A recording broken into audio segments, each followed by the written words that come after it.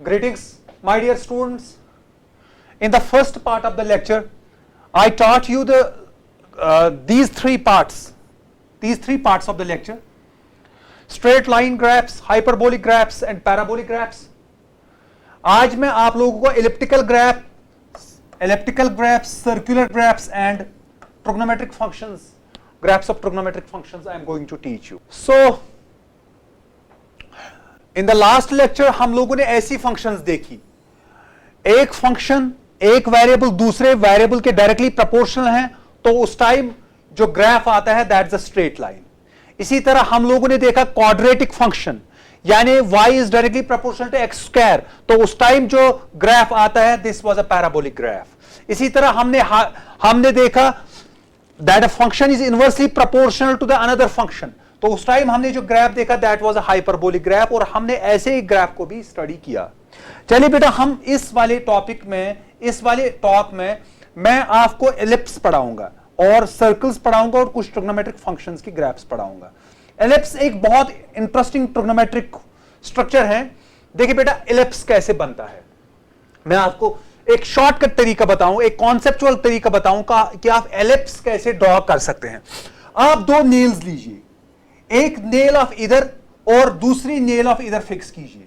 आपने दो नेल्स ली, एक को इधर फिक्स किया और दूसरी नेल को इधर फिक्स किया, और उसके बाद आपने एक थ्रेड लाया, एक धागा लाया, आपने इन दो नेल्स को टाई किया, वो धागा इन दो नेल्स को बांधा, और आपने इस धागे को कहीं पे पकड़ के, इस वाले पॉइंट पे पकड़ के आप इस धागे को घुमा रहे हो.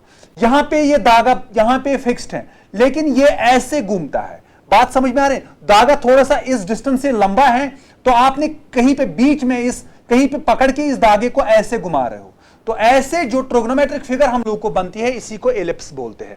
दैट मींस ये तो पॉइंट्स फिक्स्ड हैं और ये धागा है, ये पूरा धागा है, ये दिस इज थ्रेड, ये थ्रेड ऐसे घूम रही है. जैसे सपोज अगर आप सर्कल कैसे बनाते हैं, आप यहां पे सेंटर लेते हैं, कोई पॉइंट फिक्स्ड लेते हैं और एक थ्रेड आप टाई करते हैं और इस थ्रेड को आप ऐसे घुमाते हैं, और ये थ्रेड जो है चारों तरफ आप ऐसे घुमाते हैं, तो एक सर्कल बनता है. यहां पे आप एक सेंटर के बदले दो सेंटर्स लेते हैं. सर्कल में आपने एक सेंटर लिया था, यहां पे आप एक सेंटर के बदले दो सेंटर लेते हैं. यहां पे आप फिक्स करते हैं, यहां पे आप फिक्स करते हैं दो नेल्स को. बात समझ में? उसके साथ धागा फिक्स किया और बीच में इस धागे को कहीं भी पकड़ के इसको ऐसे घुमाया, तो ट्रेजेक्टरी ये बनती है, पाथ ये बनती है. इसको बोलते हैं एलिप्स या एलिप्टिकल ग्राफ. जैसे सर्कल में आपने एक सेंटर लिया तो इसको सेंटर बोलते हैं, तो यहां पे दो सेंटर्स बनते हैं, एक सेंटर ये और दूसरा सेंटर ये, इसको बोलते हैं फोकस. एक को बोलते हैं फोकस और दूसरे को दोनों को बोलते हैं फोकाई. फोकाई जो है फोकस का प्लूरल है. दैट मींस यहां पे एक फोकस है, यहां पे दूसरा फोकस है. जैसे सर्कल में एक सेंटर होता है, यहां पे दो फोकस होते हैं जिनको फोकाई बोलते हैं. तो आपको अच्छे से समझ में आ गया होगा कि एक एलिप्स हम कैसे बना सकते हैं. दो नेल्स को हमने फिक्स किया, उनके बीच में धागा बांधा और उस धागे को ऐसे हम घुमा रहे हैं. बात समझ में आ रही है? तो ये जो ट्रेजेक्टरी बन गई इसको बोलते हैं एलिप्स या इसको एलिप्टिकल ग्राफ बोलते हैं. चलिए हम इसको और ज्यादा डिटेल से पढ़ते हैं. दैट मींस हमने क्या किया बेटा, हमने ये दो पॉइंट्स को फिक्स किया, पॉइंट ए को फिक्स किया, पॉइंट बी को फिक्स किया. ये ग्रीन कलर का धागा लिया, हमने इसको घुमाया, तो ऐसे घूम रहा है, ऐसे ऐसे ऐसे ऐसे घूम रहा है. तो ये जो यहां पे हम लोगों को फिगर मिलती है इसको बोलते हैं ये एक एलिप्स है. तो ये जो धागा है ना बेटा, ये जो थ्रेड आपने लिया ना, उसकी लेंथ तो चेंज नहीं होगी ना, ये पॉइंट चेंज होगा. ये बढ़ जब ये धागा इधर आएगा तो ये वाला पोर्शन बढ़ जाएगा, ये वाला पोर्शन कम हो जाएगा, लेकिन टोटल जो ये लेंथ है A B plus B C, तो ये तो कांस्टेंट रहेगा ना, it will always be constant. तो हम एलिप्स को ऐसे ही डिफाइन करते हैं कि ये जो A B plus B C है बेटा, दिस इज ऑलवेज कांस्टेंट. और ये किसके बराबर होता है, ये इसके बराबर होता है, ये जो ई एफ है, ये डिस्टेंस. बात समझ में आ रही है ना? यानी हम बोलते हैं कि जो एलिप्स है ये एक ऐसी क्लोज्ड कर्व है जो ऐसे पॉइंट से बनती है जिनके डिस्टेंसेस दो फिक्स्ड पॉइंट से हमेशा से एड अप होके हमेशा सेम रहते हैं. दैट मींस ये A B plus B C, this is always a constant. बात समझ में आ रही है? जैसे सर्कल में आपको पता है कि सारे एक्सिस, ये डायमीटर ये सेम है, ये डायमीटर ये सेम है, ये डायमीटर ये सेम है, लेकिन एलिप्स में बेटा, एलिप्स में ये जो है ये वाली एक्सिस और ये वाली एक्सिस डिफरेंट होती है। इसकी लेंथ ज्यादा होती है, इसकी लेंथ कम होती है। इसीलिए एक को बोलते हैं मेजर एक्सिस, दूसरे को बोलते हैं माइनर एक्सिस। तो यहां पे आप देख रहे हो बेटा, जो EF है इसकी लंबाई, इसकी लेंथ जो है GH से ज्यादा है, तो EF को बोलते हैं मेजर एक्सिस और GH को बोलते हैं माइनर एक्सिस। यानी EF जो है बेटा ये इस एलिप्स की मेजर एक्सिस है और GH जो है बेटा ये इस एलिप्स की माइनर एक्सिस है। ये EO क्या है? ये मेजर एक्सिस का हाफ है। ये EF मेजर एक्सिस है, EO क्या है बेटा? ये इस मेजर एक्सिस का हाफ है। या ये OF क्या है? ये इस मेजर एक्सिस का हाफ है। तो हम बोल सकते हैं ये जो EO है और दिस OF ये है semi major axis, semi major axis, semi major axis. इसी तरह बेटा ये जो है ये माइनर एक्सिस है, ये वाली माइनर एक्सिस है। इसका हाफ यानी GH पूरा जो है ये माइनर एक्सिस है, इसका हाफ OG या OH यानी OG और OH ये क्या है? माइनर एक्सिस का इसका हाफ है। तो हम इसको बोल सकते हैं बेटा semi minor axis, semi minor axis. यानी GO और OH ये सेमी माइनर एक्सिस है एलिप्स की, और ये क्या है? EF, OE और OF ये है बेटा सेमी मेजर एक्सिस। तो बेटा आप लोगों ने अच्छे से समझा कि ये एलिप्स हम कैसे ऑब्टेन करते हैं। एक दो नेल्स को फिक्स करते हैं और उसके बाद एक थ्रेड लेते हैं, इस थ्रेड को ऐसे घुमाते हैं तो ये एलिप्टिकल शेप बन जाती है। चलिए बेटा ठीक है। अब मैं ये एक इक्वेशन लिखूंगा, एक मैथमेटिकल इक्वेशन लिखूंगा और उसके कॉरस्पॉन्डिंग में पॉइंट्स नोट करूंगा। तो ये देखते हैं कि ये पॉइंट्स कहां कहां पे होंगे। चलिए बेटा इसको समझते हैं ऐसे। ये मैंने एक इक्वेशन लिखी, एक मैथमेटिकल इक्वेशन, x² / 16। पहले आप सिर्फ इस इक्वेशन पे ध्यान दीजिए, बाद में आपको एलिप्स अच्छे से समझ में आएगा। ये एक मैथमेटिकल इक्वेशन है, इसमें x² / 16 + y² / 4 = 1 है। आप इस इक्वेशन को अगर सॉल्व करेंगे, ये y² / 4 इधर रहेगा, ये x² / 16 इधर जाएगा माइनस। दैट मींस ये बनेगा y² / 4 = 1 - x² / 16। बात समझ में आ रही ना? ये y चूंकि y² / 4 था तो ये 4 इधर गया, पहले आपने इसको इधर लाया तो ये माइनस हो गया। इसके बाद ये y जो है इसका जो 4 है इसको मल्टीपल किया तो y² = 4 × दिस। सो y² आपको पता है पूरा अंडर रूट आएगा, पूरा अंडर रूट आएगा। रूट जो है ये उसमें जब हम रूट निकालते हैं तो ये प्लस भी आता है माइनस भी आता है। सो दैट मींस ये आएगा प्लस माइनस। ये 2 का स्क्वायर रूट 4 का स्क्वायर रूट आएगा 2 और इसका अंडर रूट ऐसे आएगा। दैट मींस हमने बेटा ये वाली इक्वेशन लिखी थी और हमने इसको थोड़ा सा सॉल्व किया तो हम लोग को ये वाली इक्वेशन मिल गई। बात समझ में आ रही है? चलिए हम बेटा अब इस वाली इक्वेशन में x के डिफरेंट वैल्यूज देते हैं और हम देखते हैं कि y के क्या वैल्यू कॉरस्पॉन्डिंग वैल्यूज आते हैं। अच्छे से समझ लो बेटा। पहले हमने सिंपली ये वाली इक्वेशन लिखी, इसमें हमने y लिखा इन टर्म्स ऑफ x। अब हम x के डिफरेंट वैल्यूज देंगे। देखिए बेटा x का वैल्यू पहले मैंने दिया है 4। इस टेबल को अच्छे से समझ लीजिए। x का वैल्यू मैंने दिया है पहले 4। जब x का वैल्यू -4 आएगा तो -4 x² तो माइनस माइनस प्लस तो ये 16 बनेगा, +16 बनेगा। तो 16 ऊपर है 16 नीचे है, 16 / 16 1 हो गया, 1 - 1 0, तो y का वैल्यू 0 हो गया। x का वैल्यू बेटा पहले -4 इसमें पुट करो तो -4², सो 16 आ गया, 16 / 16 = 1, तो y का वैल्यू 0 आ गया। दूसरा वैल्यू मैंने पुट किया है इसमें x = 0। अब x का वैल्यू 0 पुट करो तो ये वाली पूरी टर्म 0 बनेगी, तो x will be equal to +-2। मैं एक वैल्यू लेता हूं पहले +2 और फिर से जब मैंने 0 पुट किया तो उस टाइम वैल्यू आ गया -2। यानी x = 0 पे दो वैल्यूज आ गए, +2 और -2। अब मैं बेटा इसमें x = 4 वैल्यू पुट करता हूं। मैंने x = 4 जब वैल्यू पुट किया इसमें बेटा तो उससे क्या आ गया, उससे आ गया बेटा x इक्वल टू 4 पे 16 बाई 16 1 माइनस 1 अगेन 0 आ गया। चलिए बेटा मैं इन पॉइंट्स को प्लॉट करता हूं। देखिए बेटा अब पॉइंट्स क्या है, पहला वाला पॉइंट है minus x equal to -4 y equal to 0। ये एक ग्राफ है, ये प्लस एक्सीज है, ये माइनस एक्सीज है। x equal to -4 x equal to -4 y का वैल्यू 0 आ गया, तो ये वाला पॉइंट आ गया। x इक्वल टू 0 पे y का वैल्यू 2, x इक्वल टू 0 पे y का वैल्यू 2 है। बात समझ में आ रही है? अब x इक्वल टू 0 पे y का वैल्यू -2 है, दैट मींस ये वाला पॉइंट आ गया। देखिए बेटा कौन कौन सा पॉइंट आ गया, मैं फिर से ड्रॉ कर रहा हूं। पहला पॉइंट आ गया 4 0, दूसरा पॉइंट आ गया 0 2, तीसरा पॉइंट आ गया 0 -2, 0 x एक्सिस पे y एक्सिस पे -2, तीसरा पॉइंट आ गया 4 x एक्सिस पे y पे 0, दैट मींस ये 4 पॉइंट्स आ गए। जब हमने इनको ज्वाइन किया तो ये हमारे पास ऐसे एक शेप आ गई, एक ज्योमेट्रिकल शेप आ गई। इसी ज्योमेट्रिकल शेप को बेटा एलिप्स बोलते हैं। क्या बोलते हैं? एलिप्स। तो हमने यहां पे क्या देखा, एलिप्स एक अनसिमेट्रिकल, ये एसिमेट्रिकल शेप है, ये सर्कल की तरह सिमेट्रिक नहीं है। तो ये कैसे बनती है, इस वाली इक्वेशन को जब हम प्लॉट करते हैं तो हम लोगों को एलिप्स बनता है, हम लोगों को एक एलिप्स मिलता है।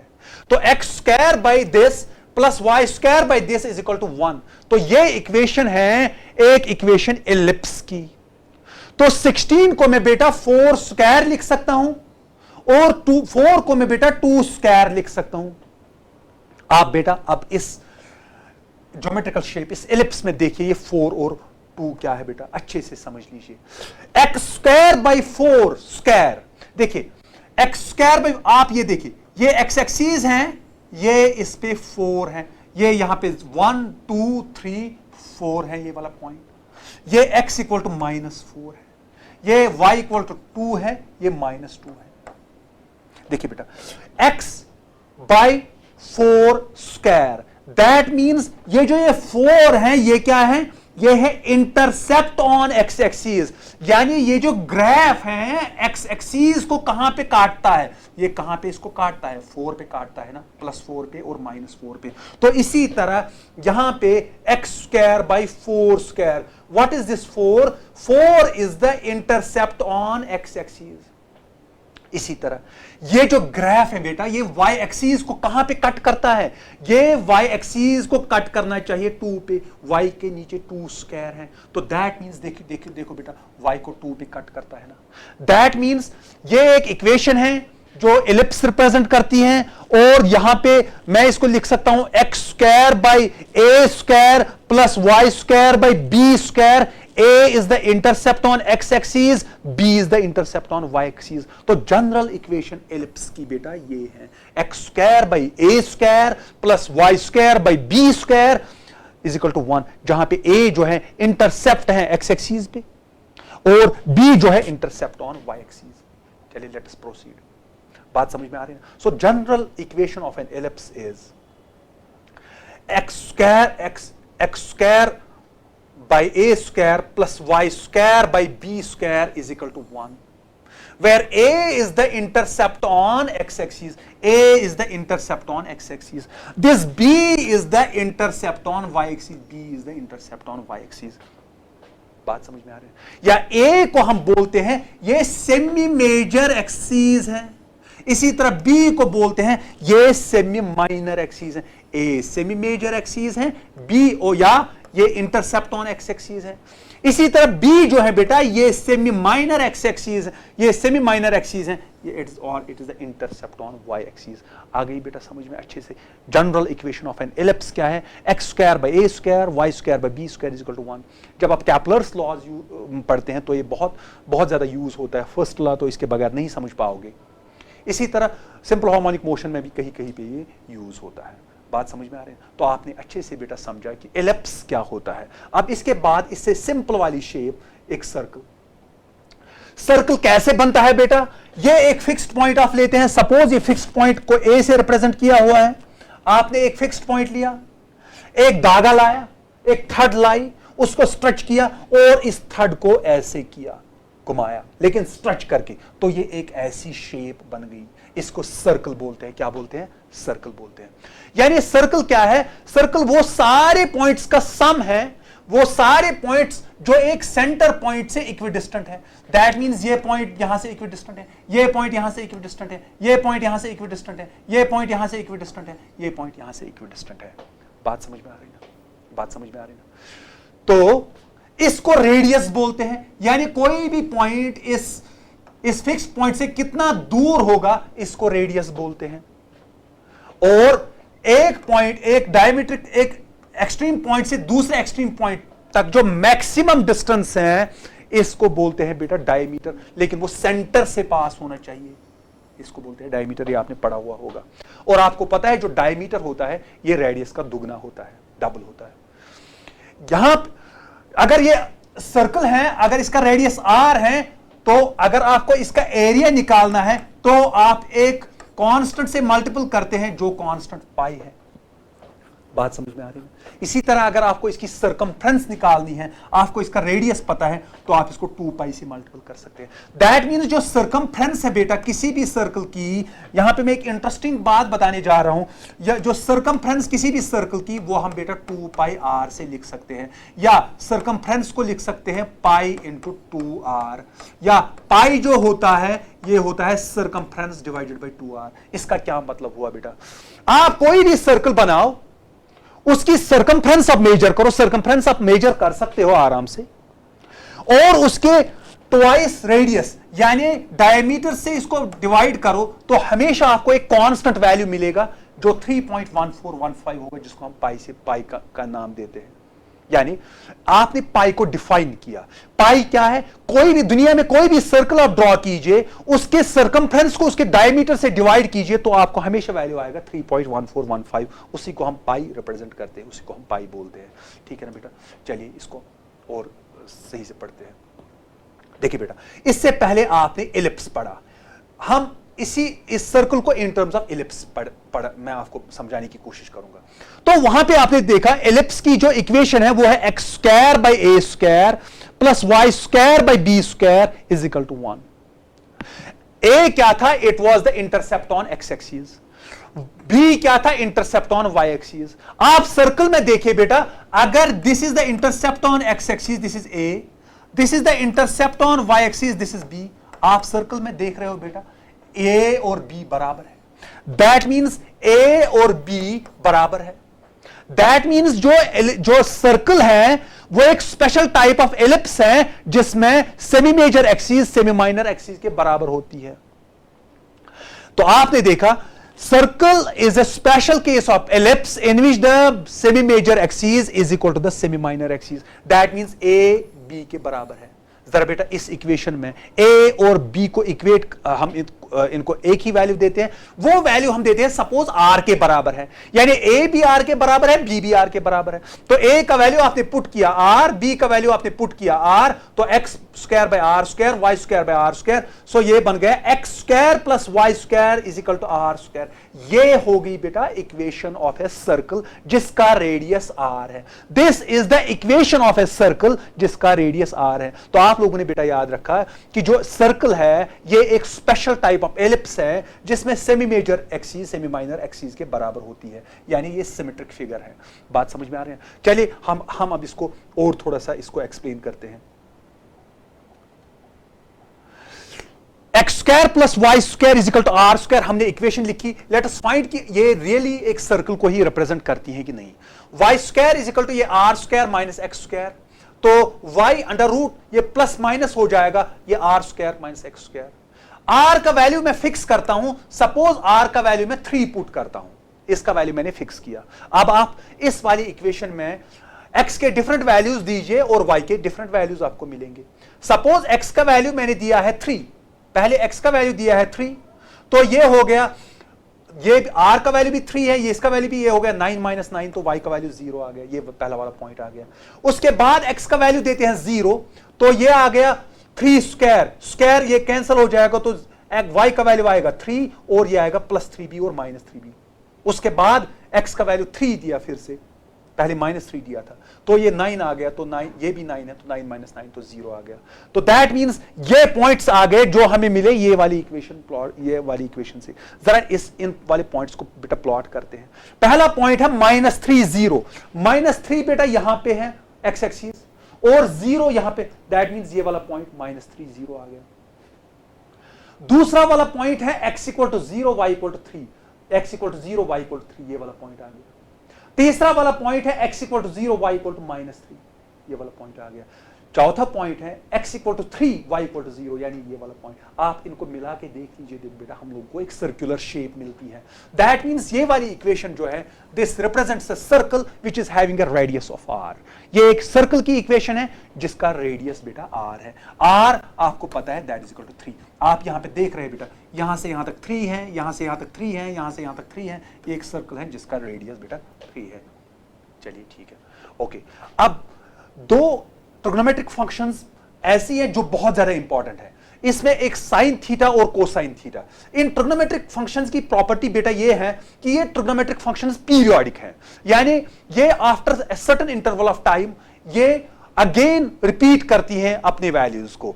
टेंजेंट इतनी इंपॉर्टेंट फंक्शन नहीं है, और साइन और कोसाइन सबसे ज्यादा इंपॉर्टेंट ट्रिग्नोमेट्रिक फंक्शंस है। इन फंक्शंस को समझने के बगैर 12th क्लास में एक पूरा यूनिट अल्टरनेटिंग करंट है, आप इसको बिल्कुल समझ नहीं पाओगे। और इसी तरह काइनेमैटिक्स में भी ये बहुत जगह यूज होती है। मैं आपको यहां पे बेटा एक्सप्लेन करूंगा, मैं समझाने की कोशिश करूंगा कि ये जो साइन थीटा है और जो कोसाइन थीटा है, इनके ग्राफ्स कैसे आते हैं। चलिए बेटा ठीक है, मैंने यहां पे फंक्शन लिखी है y = sin of x, यानी x का वैल्यू में चेंज करूंगा और y का वैल्यू में देखूंगा कि for every corresponding value of x what will be the corresponding value of y। आप बेटा x को डिग्रीज में भी ले सकते हो, आप इसको रेडियंस में भी ले सकते हो। खैर मैंने यहां पे डिग्रीज में लिया, ये ग्राफ्स मैंने सारे खुद प्लॉट किए हैं। मैंने x यहां पे डिग्रीज में लिया है, अगर आप रेडियंस में भी पुट करोगे तो ग्राफ बिल्कुल ऐसे ही आएगा, ग्राफ में कोई फर्क नहीं आएगा। खैर मैंने यहां पे डिग्रीज में ग्राफ x को लिया है। जब x = 0 डिग्री होता है तो उस टाइम y का वैल्यू y = sin x, यानी यहां पे हो गया y = sin of 0, ये तो आपको पता है 0, तो y का वैल्यू 0 आ गया। बात समझ में आ रही ना? ये पहला वाला पॉइंट आ गया। उसके बाद y = sin of थीटा मैंने लिया है या x मैंने लिया है यहां पे 30, तो ये आ गया 1/2, ये आपको पता है ये 1/2 0.5 के बराबर होता है। इसी तरह बेटा x का वैल्यू है 60 डिग्री, तो sin 60 का वैल्यू क्या आता है बेटा, √3/2 आता है। तो √3/2 का वैल्यू आएगा 0.866। इसी तरह sin 90 का वैल्यू आता है 1। इसी तरह sin 120 का वैल्यू, जो मैंने आपको इससे पहले लेक्चर्स में इन सारे एंगल्स पे वैल्यू निकालने के लिए की टेक्निक सिखाई, तो आप sin 120 का वैल्यू निकाल सकते हैं। इसी तरह sin 150 का वैल्यू निकाल सकते हैं। sin 150 का वैल्यू भी है। sin 180 का वैल्यू आपको पता है sin पाई का वैल्यू 0 होता है। इसी तरह sin 210 का वैल्यू निकाल सकते हैं। ये सारी चीजें मैंने सारे एंगल्स पे मैंने आपको वैल्यू निकालना सिखाया है बेटा आपको इससे पहले वाले लेक्चर्स में। इसी तरह 240 पे 270 पे मैंने यहां पे 30 डिग्री इंटरवल दिया है, 30 डिग्री का इंटरवल दिया है और corresponding values of y obtain किए हैं। अब मैं बेटा इसको प्लॉट करूंगा। आप पहला वाला पॉइंट देखिए, 0 0, ये वाला point 0 x axis 0 y axis, तो ये वाला पॉइंट है। x = 30, देखिए बेटा इस वाले एक्सिस पे मैंने एंगल को प्लॉट किया है डिग्रीज में, x को प्लॉट किया है बेटा डिग्रीज में, x को मैंने प्लॉट किया है डिग्रीज में। इस वाले पे मैंने y को प्लॉट किया है। बात समझ में आ रही ना? आप यहां पे देखिए x का वैल्यू जब 0 है तो y का वैल्यू भी 0 है, x का वैल्यू 0 है, y का वैल्यू 0 है। x का वैल्यू 30 डिग्री है, y का वैल्यू 0.5 है। ये इंटरवल यहां से यहां तक बेटा 1 है, तो इसका आधा 0.5 हो गया। दैट मींस x का वैल्यू 30 डिग्री है तो y का वैल्यू 0.5 है। इसी तरह x का वैल्यू 60 है, यहां पे x का वैल्यू 60 है तो y का वैल्यू बेटा 0.866 है, यानी 1 से थोड़ा सा कम है। और x का वैल्यू जब बेटा 90 है तो y का वैल्यू 1 आता है। इसी तरह x का वैल्यू 120 है तो इसका वैल्यू फिर से कम हो जाता है। इसी तरह इसका वैल्यू 150 है तो इसका वैल्यू 0.5 आता है। यहां पे 150 है इसका वैल्यू और y का वैल्यू 0.5 है।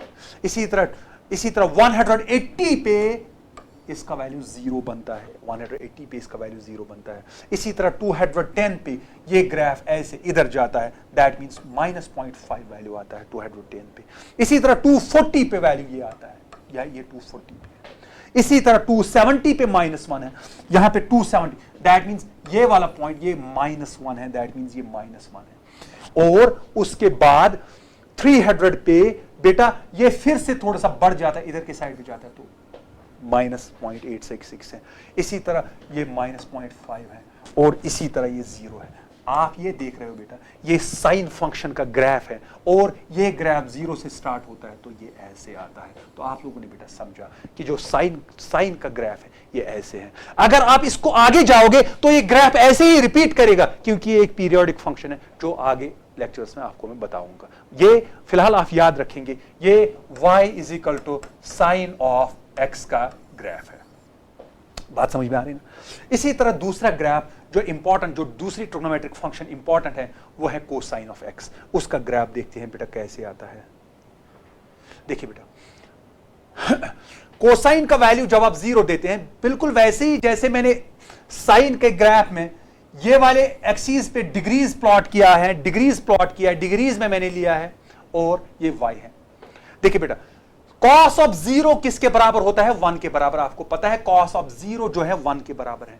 cos ऑफ 30 √3/2, cos ऑफ 60 1/2 यानी 0, cos ऑफ 90 0, cos 120 -1/2 -√3/2, 180 -1। इसी तरह बात समझ में आ रही है ना? इसी तरह 240 -1/2, 270 0, 300।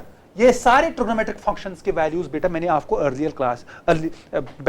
फर्स्ट लेक्चर में या थर्ड लेक्चर में मैंने आप लोगों को इनको कैलकुलेट करना सिखाया है। तो अब हम बेटा इसको प्लॉट करते हैं। देखिए, x = 0 पे y का वैल्यू 1 है, x = 0 पे ये x = 0 का वैल्यू है तो यहां पे y का वैल्यू बेटा 1 है। उसके बाद 30 पे y का वैल्यू कम हो जाता है, 60 पे आधा हो जाता है, 90 पे 0 बन जाता है, 120 पे नेगेटिव बन जाता है। आप देखिए बेटा, पूरा ये 0.5 के इसका स्टेप साइज इस स्केल पे लिया हुआ है। इसी तरह आप देखिए 270 पे इसका वैल्यू 0 हो जाता है, उसके बाद 300 पे इसका वैल्यू ऐसे हो जाता है, और 330 पे और 360 पे फिर से इसका वैल्यू बेटा 1 हो जाता है। 360 पे इसका वैल्यू 1 हो जाता है। बात समझ में आ रही ना?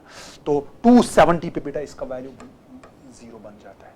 तो आपने बेटा देखा, ये एक साइन ट्रिग्नोमेट्रिक फंक्शन है। आप ये देख रहे हैं कि एंगल चेंज करने से ये ट्रिग्नोमेट्रिक फंक्शन कैसे वैरी होती है। और फर्क आपने इतना देखा कि जो साइन ट्रिग्नोमेट्रिक फंक्शन है वो एट x = 0 उसका 0 वैल्यू है और इसका वैल्यू मैक्सिमम है 1। और आपने बेटा देखा दोनों साइन और कॉस ट्रिग्नोमेट्रिक फंक्शंस जो है उनका मैक्सिमम वैल्यू +1 है और -1, और मिनिमम वैल्यू मैग्नीट्यूड के हिसाब से अगर हम लेंगे वो 0 है। बात समझ में आ रही ना? So these are two important trigonometric functions जिनका मैंने आप लोगों को बेटा ग्राफ बताया। चलिए अब कुछ एक्सरसाइजेस कर लेते हैं, इससे हम लोग देखते हैं कि हम लोग को कितना समझ में आ गया। ये y = 2x है, इस पे हम लोगों को ग्राफ प्लॉट करना है। जरा बेटा देखिए, y = 2x, ये एक स्ट्रेट लाइन है। सो दैट मींस इधर से मैं अगर y प्लॉट करूंगा, इधर से अगर x प्लॉट करूंगा, y = 2, दैट मींस ये एक स्ट्रेट लाइन है। ये एक स्ट्रेट लाइन आएगी जो ऑरिजिन से पास होगी। ये एक स्ट्रेट लाइन है जो ऑरिजिन से पास होती है और जिसका स्लोप पॉजिटिव है। क्योंकि 2 यहां पे पॉजिटिव है तो स्लोप पॉजिटिव आएगा, दैट मींस स्लोप यहां पे 2 आएगा, स्लोप m का वैल्यू 2 आएगा और एक स्ट्रेट लाइन है। इसी तरह ये बेटा ये स्ट्रेट लाइन है, y = mx + c, mx + c। इस स्ट्रेट लाइन में इंटरसेप्ट ऑन y एक्सिस क्या आता है? 4 आता है, 2 आता है और स्लोप इसका 4 आता है। दैट मींस ये वाली स्ट्रेट लाइन बेटा ऐसे होगी। दैट मींस अगर ये 0 है, ये 1 है, ये 2 है, ये 3 है, ये 4 है, इसी तरह ये 1 है, ये 2 है, ये 3 है, ये 4 है। अगर आप इसको प्लॉट करोगे बेटा, सो दैट मींस ये ऐसे आएगी स्ट्रेट लाइन। ये ऐसे आएगी, क्योंकि इसका इंटरसेप्ट जो है वो 2 है, इंटरसेप्ट 2 है और स्लोप इसका 4 है। m यहां पे 4 है, स्लोप इसका ज्यादा है, स्लोप इसका इससे ज्यादा है, स्लोप इसका 4 है और इंटरसेप्ट इसका पॉजिटिव है। बात समझ में आ रही ना? इसी तरह बेटा ये वाला ग्राफ, ये वाला ग्राफ भी स्ट्रेट लाइन है और ये ओरिजिन से पास होता है, y इक्वल टू mx, लेकिन यहां पे स्लोप नेगेटिव है। दैट मींस ये ग्राफ ऐसे आएगा। बात समझ में आ रही है? So the graph will be like this. So this is, यहां पे स्लोप जो होगा m का वैल्यू क्या आएगा बेटा, -6। This is a graph that's passing through the origin, is a straight line passing through the origin और इसका स्लोप नेगेटिव है। इसी तरह ये वाला ग्राफ, इसका इंटरसेप्ट नेगेटिव है, स्लोप पॉजिटिव है। दैट मींस अगर ये y एक्सिस है बेटा, ये x एक्सिस है, इसका प्लॉट ऐसे आएगा, क्योंकि इंटरसेप्ट यहां पे नेगेटिव है, इंटरसेप्ट -4 है। That means intercept y axis पे -4 होगा, स्लोप इसका 6 है, 6। बात समझ में आ रही है? आप बेटा इसको खुद भी थोड़ा प्रैक्टिस कर लीजिए। इसको प्रैक्टिस करने का तरीका ये है कि x का वैल्यू लिखिए, y का वैल्यू लिखिए, डिफरेंट वैल्यूज ऑफ x पे y का वैल्यू प्लॉट कीजिए और ग्राफ पेपर लीजिए, तो इस पे आप इसको बेटा प्लॉट कर सकते हैं। इसी तरह ये ग्राफ्स इनके लिए हम लोग को इक्वेशंस लिखनी है। देखिए बेटा ये एक स्ट्रेट लाइन ग्राफ है जो ओरिजिन से पास होता है, तो मैं इसके लिए इक्वेशन लिखूंगा सीधे y is equal to mx। ये एक स्ट्रेट लाइन ग्राफ है जिसका पॉजिटिव स्लोप है, तो m पॉजिटिव है। स्लोप कितना है? दैट मींस m का वैल्यू बेटा होगा टेंजेंट ऑफ 45, टेंजेंट ऑफ 45। तो टेंजेंट ऑफ 45 आपको पता है ये 1 के बराबर है, ये 1 के बराबर है, तो इसके लिए इक्वेशन आएगी y इक्वल टू x। बात समझ में आ रही ना? इसी तरह ये वाला ग्राफ, ये भी ओरिजिन से पास होता है लेकिन इसका स्लोप नेगेटिव है, so y is equal to -mx। बात समझ में आ रही ना बेटा? m का वैल्यू बेटा क्या होगा? m का वैल्यू बेटा यहां पे m का वैल्यू बेटा होगा माइनस टेंजेंट ऑफ थीटा। बात समझ में आ रही है? तो इसका value minus tangent of 30, so that means ये, so it will be equal to -x by tangent of 30, 1/√3 होता है। ठीक है। इसी तरह बेटा ये वाला ग्राफ, इसमें इंटरसेप्ट है और इसका स्लोप पॉजिटिव है। दैट मींस ये इसका mx प्लस c, तो स्लोप क्या है? c क्या है? 4 है। m क्या है बेटा? ये टेंजेंट ऑफ 30 है, और लेकिन इसका स्लोप पॉजिटिव है। दैट मींस m जो है वो टेंजेंट ऑफ 30 है और c का वैल्यू बेटा 4 है। तो y क्या आएगा? y आएगा m के बदले टेंजेंट ऑफ 30, सो वो 1/√3 आएगा। दैट मींस 1/√3 आएगा tangent of 30 into x plus 4। So this will be the equation for this graph. सो बेटा आप लोगों ने देखा है कि अगर आपके पास ग्राफ दिया हुआ है, आप उसके लिए इक्वेशन लिख सकते हैं। सिर्फ आपको ध्यान रखना है स्लोप पॉजिटिव है, नेगेटिव है, और स्लोप टेंजेंट ऑफ थीटा से निकाल सकते हैं। इसी तरह इंटरसेप्ट इसका पॉजिटिव है, नेगेटिव है, तो आप बेटा इस तरीके से आप ऐसी चीजों को सॉल्व कर सकते हैं। मैं next lecture differential calculus, differentiation और इंटीग्रेशन पे बनाने बेटा जा रहा हूं। उससे पहले थोड़ा सा और कुछ मैथमेटिकल कॉन्सेप्ट्स जैसे बाइनोमियल थ्योरम जो मुझे उसमें ज़रूरत पड़ेगी, मैं उसके लिए भी एक छोटा सा लेक्चर बनाऊंगा। वो मैं डिफरेंशिएशन इंटीग्रेशन से पहले लोड करूंगा। तो उसके बाद बेटा आप लोग तैयार रहिए एक नया कॉन्सेप्ट, एक नई मैथमेटिकल टेक्निक, एक नया मैथमेटिकल ऑपरेशन सीखने के लिए, जिसको डिफरेंशिएशन और इंटीग्रेशन बोलते हैं। थैंक यू वेरी मच बेटा। ऑल